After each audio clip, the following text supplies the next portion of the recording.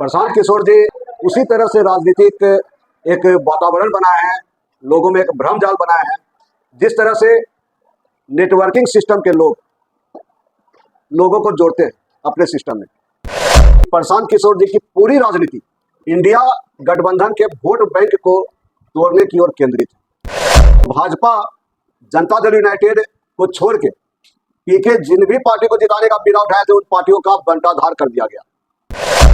पीके सिर्फ वही काम कर रहे हैं जिससे एनडीए को फायदा हो और इंडिया गठबंधन को नुकसान हो। प्रशांत किशोर जी एक एक विधानसभा में 10-10 प्रत्याशी को राजनीतिक महत्वाकांक्षा जगा चुके हैं। क्या कीजिएगा ऐसा राजनीतिक जीवन जी के अगर आपको विधानसभा चुनाव में टिकट नहीं देंगे पीके। पिछले बार भी कहा था कि चोचों का मुरब्बा साबित होंगे पीके। लोगों को भ्रमित करने के राजनीति के नए नए ला रहे हैं तरीके, पूरी तरह से बिहार में राजनीतिक भ्रमजाल का ताना बाना बुन रहे हैं पीके। प्रशांत किशोर जी तुरुप का पत्ता छोड़ दीजिए, एक साधारण पत्ता भी साबित नहीं होंगे। वो कोई तीसरा कौन बनाने नहीं जा रहे हैं पीके। भगदड़ की स्थिति आएगी अभी। जैसे नेटवर्किंग में क्या होता है, लोग बड़ी उम्मीद से जुड़ते हैं कि करोड़पति बन जाएंगे, लाखपति बन जाएंगे, BMW कार आ जाएगा। जितना तेजी से जुड़ते हैं उतना तेजी से हतोत्साहित होकर आदमी घर बैठ जाते हैं। इसमें जितना तेजी से जुड़ रहे हैं टिकट के प्रत्याशा में, घोषित प्रत्याशी का हर कर्म पूरा कर दें। प्लूरल्स पार्टी से जुड़े हुए लोग भी प्लूरल्स पार्टी को भूल चुके हैं। यही हाल जन सुराज से जुड़े लोग का भी होगा। वो जन सुराज का नाम भी सुनना पसंद नहीं करें।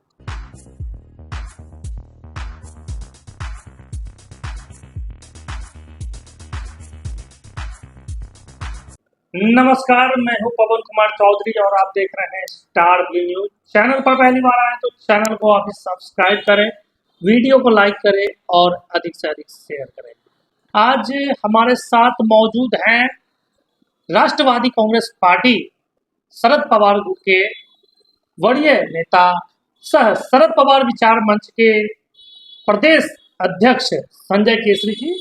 प्रशांत किशोर जनसुराज के जो सूत्रधार हैं, उनका कदम मुंगेर की सरजमी पर पड़ी है। मुंगेर में जिस तरह से उन्होंने महागठबंधन के, खास करके राजद के जो MY समीकरण है, राजद के इस वोट बैंक पर सीधे सीधे हमला बोलने का प्रयास किया है। इन्हीं मुद्दों पर आज हम इनसे सीधे बातचीत करेंगे।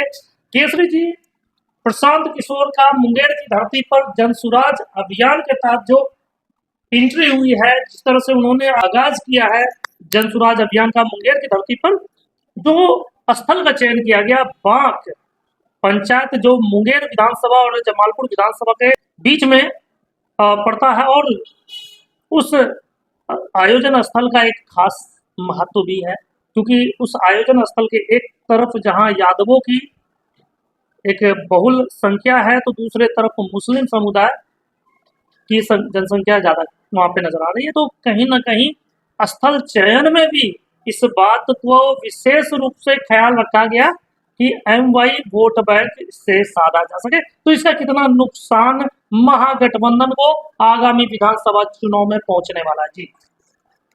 देखिए पवन जी, आपके सवाल में ही आपका जवाब छुपा हुआ है। प्रशांत किशोर जी उसी तरह से राजनीतिक एक वातावरण बनाए हैं, लोगों में एक भ्रम जाल बनाए हैं। जिस तरह से नेटवर्किंग सिस्टम के लोगों को जोड़ते हैं अपने सिस्टम में, उसके अलावे प्रशांत किशोर जी की राजनीति का अगर आप अध्ययन करेंगे तो साफ पता चलेगा कि प्रशांत किशोर जी की पूरी राजनीति इंडिया गठबंधन के वोट बैंक को तोड़ने की ओर केंद्रित है। प्रशांत किशोर जी का जब राजनीतिक जीवन में पदार्पण हुआ था तो भाजपा इसके संरक्षक के तौर पर थे, पीके के संरक्षक के तौर पर। बीच में बहुत सी पार्टियों से पीके जुड़े, बहुत सी पार्टियों को जिताने का बीड़ा उठाया, लेकिन उसमें भी आप देखिएगा तो भाजपा जनता दल यूनाइटेड को छोड़ के पीके जिन भी पार्टी को जिताने का बीड़ा उठाए थे उन पार्टियों का बंटाधार कर दिया गया। अभी जैसे आपने ही कहा कि ऐसे स्थल का चयन किया गया जहां एक तरफ यादव और दूसरी तरफ मुसलमान, तो बिहार की राजनीति में यादव और मुसलमान किस गठबंधन के वोटर माने जाते हैं, और ऐसे स्थल चयन के पीछे पीके की मंशा क्या रही है, और जिस तरह से पीके मुस्लिम वोटरों को अपनी ओर लाने और मुस्लिम वोटरों को तोड़ने का जिस तरह से अभियान चलाए हुए, जिस तरह से घोषणा किए हैं कि 45 टिकट मुसलमानों को दिया जाएगा, तो इससे तो पीके की मंशा का साफ पता चलता है कि वो क्षति किसको पहुंचाना चाहते हैं। पीके अगर इससे अलग हटकर आम जनता, बिना जाति बिना धर्म के आम जनता की राजनीति करते, आम जनता को अपने में जोड़ने का एक अभियान चलाते, तो स्वच्छ राजनीति का एक झोंका माना जा सकता था। लेकिन पीके सिर्फ वही काम कर रहे हैं जिससे एनडीए को फायदा हो और इंडिया गठबंधन को नुकसान हो। केसरी जी, जिस तरह से मुंगेर में एक महत्वपूर्ण अपनी भूमिका रखने वाले पूर्व मंत्री मुनाजिर हसन साहब प्रशांत किशोर के बराबर में लगातार उनको जगह मिल रही है और प्रशांत किशोर के साथ कंधे से कंधा मिलाकर वो चल रहे हैं। और जहाँ तक कि आयोजन स्थल के आसपास देखा गया कि सभी पोस्टरों पर मुनाजिर हसन की बड़ी तस्वीरें नजर आई। क्या मुंगेर विधानसभा क्षेत्र से मुनाजिर हसन साहब फिर से एंट्री मारने जा रहे हैं राजनीति में, क्या लगता है आपको?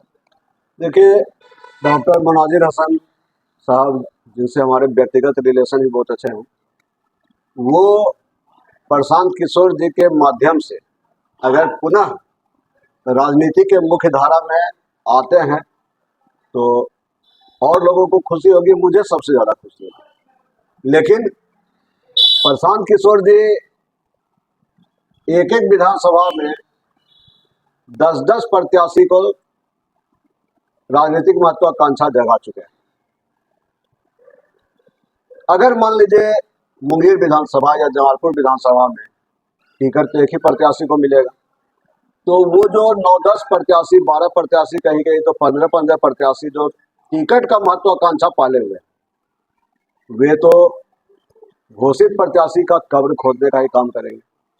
वैसे सभी प्रत्याशियों के लिए जिनको महत्वाकांक्षा टिकट लेने की है और उनको टिकट नहीं मिलेगा, तो हम एक संदेश एक शेर के माध्यम से आपके चैनल के द्वारा उन तक पहुंचाना चाहते हैं कि क्या कीजिएगा ऐसा राजनीतिक जीवन जी के, क्या कीजिएगा ऐसा राजनीतिक जीवन जी के अगर आपको विधानसभा चुनाव में टिकट नहीं देंगे पीके।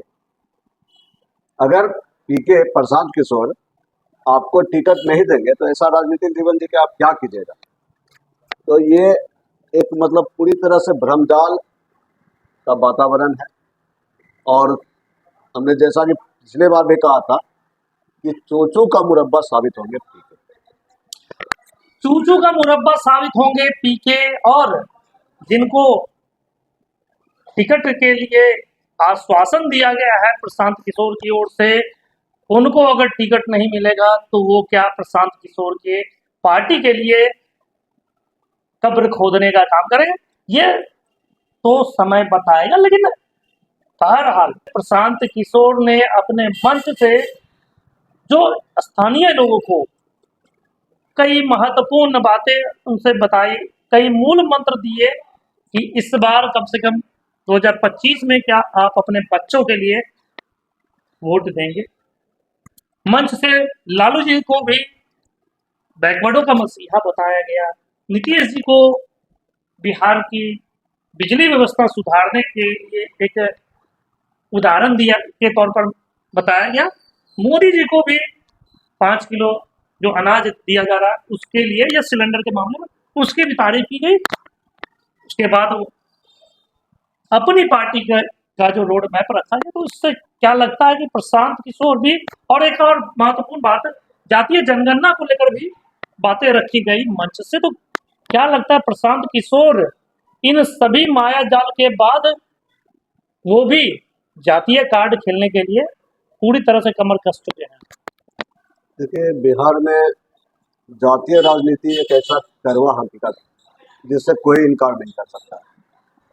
प्रशांत किशोर जी भी जातीय राजनीति और धार्मिक राजनीति के फेर में फंसकर लोगों के बीच एक ऐसा भ्रम का वातावरण बना रहे हैं कि लोग कंफ्यूज हैं कि आखिर प्रशांत किशोर जी कहना क्या चाह रहे हैं और प्रशांत किशोर जी करना क्या चाह रहे हैं। अगर प्रशांत किशोर जी एनडीए को फायदा पहुंचाना चाह रहे हैं तो फिर लालू जी का तारीफ क्यों? अगर प्रशांत जी लालू जी का तारीफ कर रहे हैं तो फिर लालू जी के आधार वोट बैंक में सिंधमारी का, और सिर्फ लालू जी के ही आधार वोट बैंक में सिंधमारी का प्रयास क्यों? लोगों को भ्रमित करने के राजनीति के नए नए ला रहे हैं तरीके। पूरी तरह से बिहार में राजनीतिक भ्रमजाल का ताना बाना बुन रहे हैं पीके मुस्लिम समुदाय के लोगों से भी अलग एक उनके साथ बैठक कर रहे हैं। और इस बैठक के बाद क्या लगता है मुंगेर में अहमवाई समीकरण टूटेगा? देखिए, चुनावी राजनीति अलग होती है।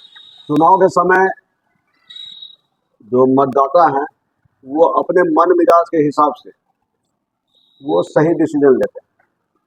5 साल में 4 साल 364 दिन मतदाता इधर उधर देखते हैं, राजनीतिक दलों को तिगनी का नाच नचाते हैं, प्रत्याशियों को पूरी तरह से गलतफहमी में रखते हैं। लेकिन मतदाता जानते हैं अपने अपने विवेक के अनुसार, अपने अपने राजनीतिक समझ के अनुसार कि हमें वोट कहाँ डालना है।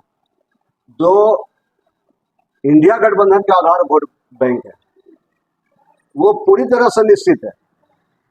आज अगर संजय केसरी मुस्लिम सम्मेलन करेगा, यादव सम्मेलन करेगा या अन्य कोई जातीय सम्मेलन करेगा, धार्मिक सम्मेलन करेगा और भीड़ जुटाने का संजय केसरी भी तो तमाम हथकंडा अपनाएगा तो भीड़ तो हमारे कार्यक्रम में भी जुटेगा। पीके निश्चित रूप से एक बड़े नेता है, राजनीतिक मतभेद होना अपनी जगह है, निश्चित रूप से एक बड़े नेता है। तो बड़े नेता को देखने के लिए तो बहुत से लोग आते हैं। आज कोई ऐसा पार्टी जो केरल में रजिस्टर्ड है जिसका बिहार में कहीं कुछ नहीं, उनके नेता भी अगर पोलो मैदान में हेलीकॉप्टर से उतरेंगे तो 2-4 हजार भीड़ तो उनका हेलीकॉप्टर देखने के लिए पहुंच जाएगी। तो इसका मतलब ये थोड़े कि वो 2-4 हजार भीड़ जो हेलीकॉप्टर देखने पहुंची है या उस नेता का नाम सुनकर उनको देखने और उनको सुनने पहुंची है, उस नेता को वोट भी दे देगा, ऐसा नहीं होता है। क्या 2025 में जनसुराज सभी पार्टियों के समानांतर बिहार में त्रिकोणात्मक परिणाम लाने की कुवत रखता है? क्या भविष्य में बिहार की राजनीति में तुरुप का पत्ता प्रशांत किशोर साबित हो सकते हैं? प्रशांत किशोर जी तुरुप का पत्ता छोड़ दीजिए, एक साधारण पत्ता भी साबित नहीं होंगे। जैसे ही किसी प्रत्याशी को टिकट आवंटन होगा तो बाकी सभी महत्वाकांक्षा पाले हुए अपने आप को प्रत्याशी मान चुके लोग घोषित प्रत्याशी के खिलाफ एक ऐसा माहौल बनाएंगे, उस समय ऐसा भगदड़ होगा कि उस भगदड़ को संभालना प्रशांत किशोर जी के लिए या टीम पीके के लिए मुश्किल हो जाएगा। क्योंकि यहाँ जो भी हैं, जो भी भीड़ ला रहे हैं, जो भी खुद आ रहे हैं, उसमें आप देखिए, हम तो स्थानीय लोगों सभी को जान रहे हैं, आज जितने भी लोग व्यवस्था में लगे हुए, मुंगेर में जो कार्यक्रम था जमालपुर मुंगेर के बॉर्डर पर यादव और मुस्लिम समाज के क्षेत्र में, तो जो व्यवस्था में लगे हुए थे, जो चेहरे दिख रहे थे, वो लगभग सभी चेहरे विधानसभा चुनाव में टिकट के दावेदार चेहरे थे। मान लीजिए, जैसे मैं किसी का नाम नहीं लूँगा, किसी खास आदमी को यहाँ टिकट मिलता है तो उसके धर्म वाले लोग भी पूरी तरह से घोषित प्रत्याशी का जर होते हैं। और दूसरे लोग जो दूसरे समाज से आते हैं वे किसी कीमत पर नहीं चाहेंगे कि घोषित प्रत्याशी को सम्मानजनक वोट दिया जाए। वो चाहेंगे कि किसी तरह भी घोषित प्रत्याशी का जमानत जब्त हो जाए और उसका राजनीतिक महत्वाकांक्षा का कमर टूट जाए। इसलिए वो कोई तीसरा कौन बनाने नहीं जा रहे हैं। ठीक है, भगदड़ की स्थिति आएगी। अभी जितना तेजी से लोग उनके तरफ, जैसे नेटवर्किंग में क्या होता है, लोग बड़ी उम्मीद से जुड़ते हैं कि करोड़पति बन जाएंगे, लाखपति बन जाएंगे, BMW कार आ जाएगा। जितना तेजी से जुड़ते हैं उतना तेजी से हतोत्साहित होकर आदमी घर बैठ जाते हैं। इसमें जितना तेजी से जुड़ रहे हैं टिकट के प्रत्याशा में, वो उतना तेजी से घर बैठेंगे और सिर्फ घर ही नहीं बैठेंगे, घोषित प्रत्याशी का हर कर्म पूरा कर देंगे। जिस तरह से पूरे बिहार में प्रचार प्रसार का दौर चल रहा है, तो उससे आने वाले 2025 विधानसभा चुनाव में प्रशांत किशोर की क्या स्थिति होगी? पवन जी, पिछले विधानसभा चुनाव में एक पार्टी बहुत प्रचलित हुई थी, टीम पीके के ऐसा या जनसुराज के ऐसा तो प्रचलित नहीं हुआ था, लेकिन उसका भी बहुत चर्चा था। हर विधानसभा के हर गांव मोहल्ले में, हर कस्बों में उसका चर्चा था। प्लूरल्स पार्टी, आपको नाम याद होगा, प्लूरल्स पार्टी। पुष्पम प्रिया चौधरी। पुष्पम प्रिया चौधरी जी खुद मुख्यमंत्री का दावेदार थे। आज प्लूरल्स पार्टी से जुड़े हुए लोग भी प्लूरल्स पार्टी को भूल चुके हैं। यही हाल जनसुराज से जुड़े लोग का भी होगा। वो जनसुराज का नाम भी सुनना पसंद नहीं करें। बहुत बहुत धन्यवाद। मुंगेर की सरजमी पर जनसुराज के सूत्रधार प्रशांत किशोर ने एंट्री ली और जिस तरह से मुंगेर के जो आम जनता है उनके बीच जनसभा को संबोधित किया और जिस तरह से जनता का समर्थन लेने का प्रयास किया। आगामी विधानसभा चुनाव से ठीक पहले उनका जो ऐलान है कि विधानसभा चुनाव से ठीक पहले मुंगेर जिला के हर प्रखंड और नगर स्तर पर उनका पदयात्रा होगा। उसमें आम जनता की किस तरह से भागीदारी होगी, 2025 में किस तरह से प्रशांत किशोर अपनी पार्टी का अस्तित्व बिहार में बनाए रखने में सफल होते हैं, इन भविष्य के गर्भ में जो इस छुपे हैं, इन मुद्दों पर को हम आगे भी टटोलने का प्रयास करेंगे। इन सवालों का जवाब हम टटोलेंगे।